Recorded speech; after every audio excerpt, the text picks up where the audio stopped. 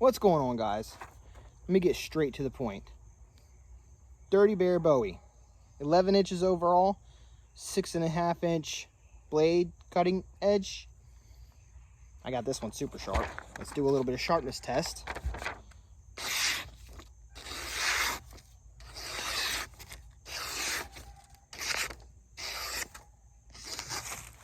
Oops.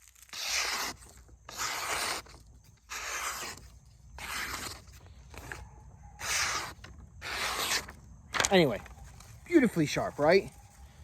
Well, we're getting ready to go over that direction to a downed tree that I've been chopping on. And we're going to start chopping on it with this again. And then we're going to come back to the paper test. Woo! The paper test. Just a little information. This is 1095 high carbon steel. Most of my Bowie knives that go out of here are 1095 carbon steel. 1095 for a Bowie knife, it just seems fitting. That's just my opinion. Now, I can do it in other steels, AEBL and ADCRV2, but this would be the go-to steel for the Dirty Bear Bowie. So let's go do some chopping, put it through some extreme abuse, because that's kind of what that chopping is going to be, is extreme abuse. And we'll come back to this piece of paper. So we'll just leave this piece of paper right here for now. It's probably going to get all damp from the humidity out here. But that's okay, because if it does, we'll just get another one.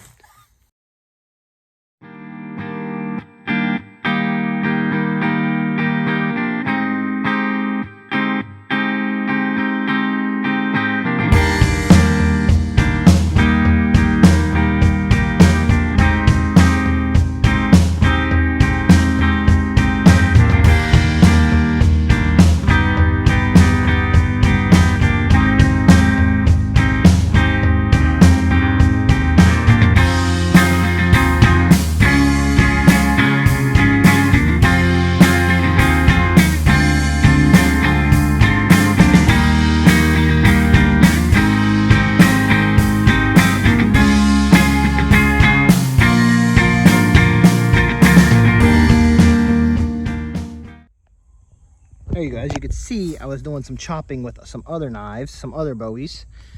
So we're going to move on down to about this way, right here.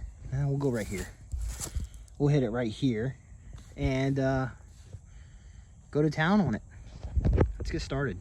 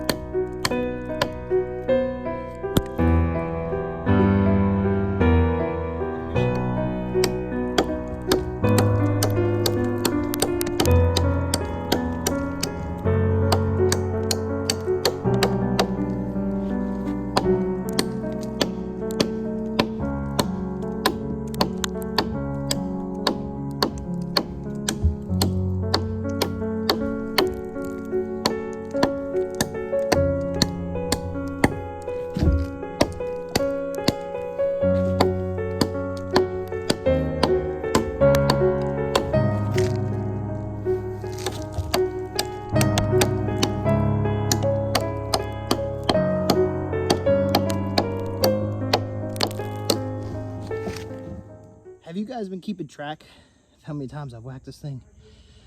Because I'm out of breath and tired.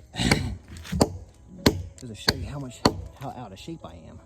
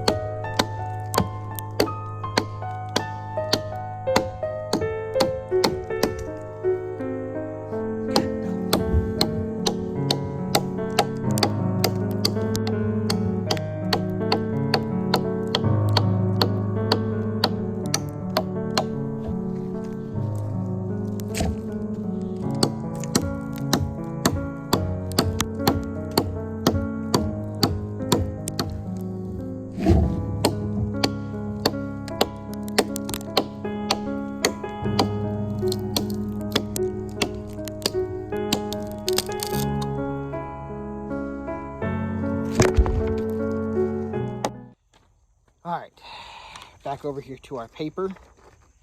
Didn't even clean the edge off of it still. Got a bunch of crap on there still. No dings, dents, chips, no edge deformation at all. Which, to be honest, I'm pretty happy with how I do my 1095.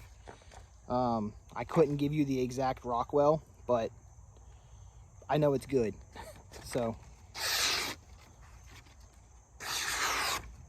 get off of me, mosquito.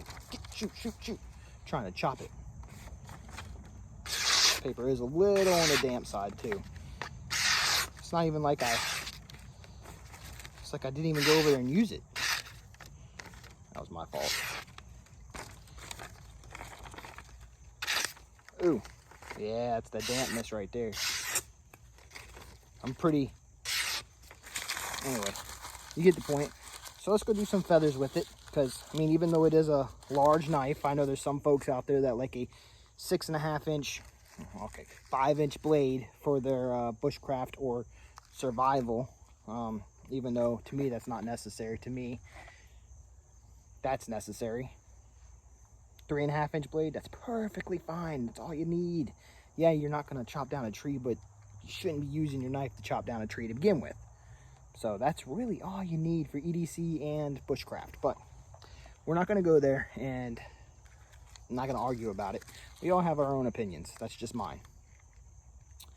So let's go ahead and move on to some feathers with this guy. We got to go back over there.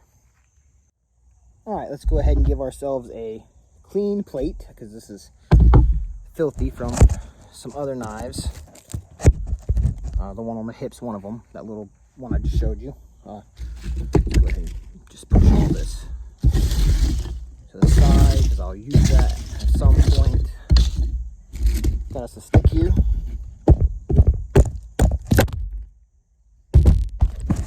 Oops.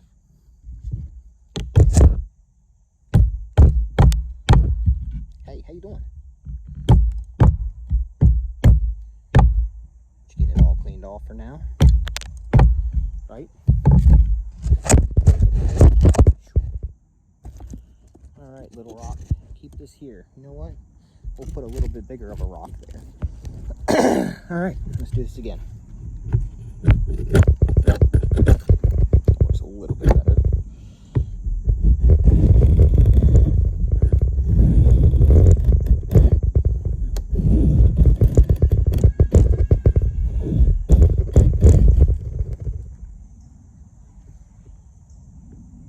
Hold on, I'm being summoned. Never mind, I was not being summoned. The airplane was being told bye-bye.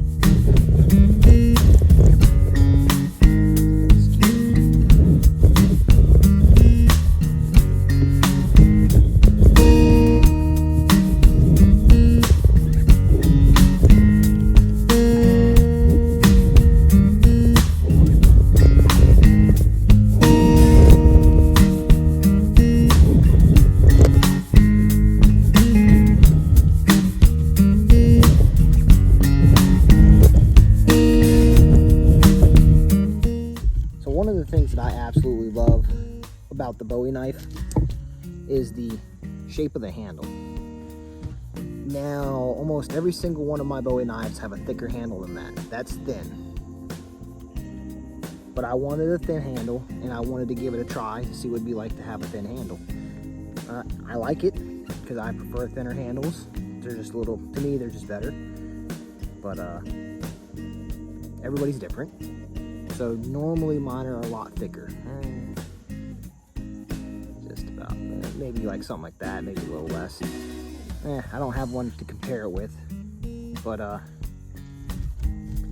it really just grips into your hand. And when you're chopping, believe it or not, you can take it back like this, keep your pinky off of here, and you'll kind of hook right here, and it'll give you that flick motion when you do that, and it doesn't go anywhere.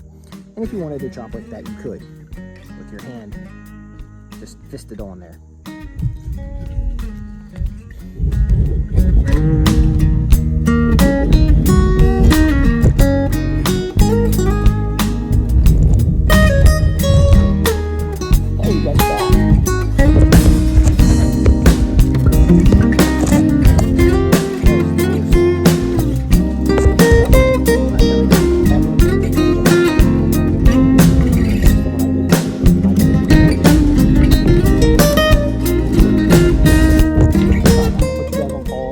Build up a nice little pile here again, and no, we won't use the pile over here.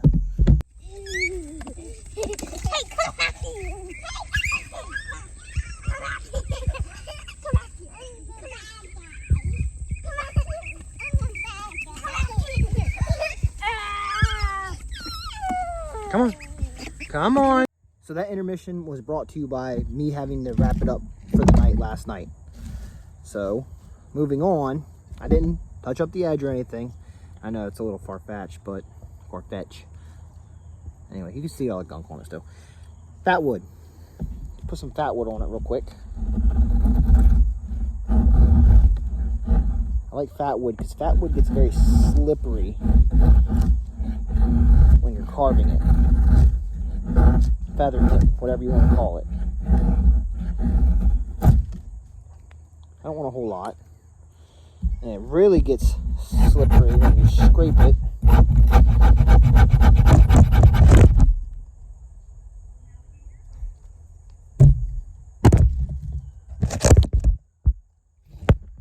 Alright, do that again.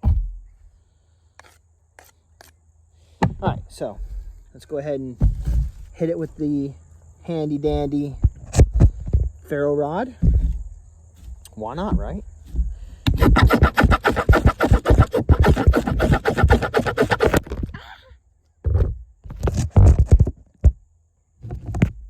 Told you, this is like my worst camera yet.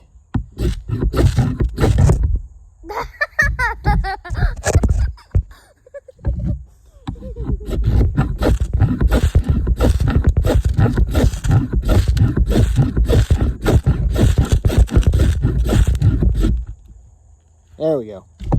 Finally. There we go. Finally. Hey, one last thing I want to try and do real quick is, while it's dirty and a little on the warm side still, is make a notch. Just a quick one. Nothing fancy, nothing crazy.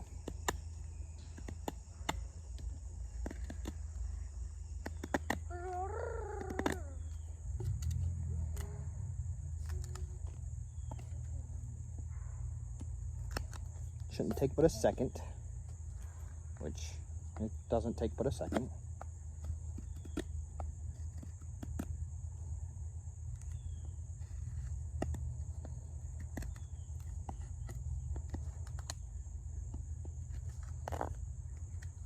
It's a pretty decent little chunk out of there for a notch, if I do say so myself.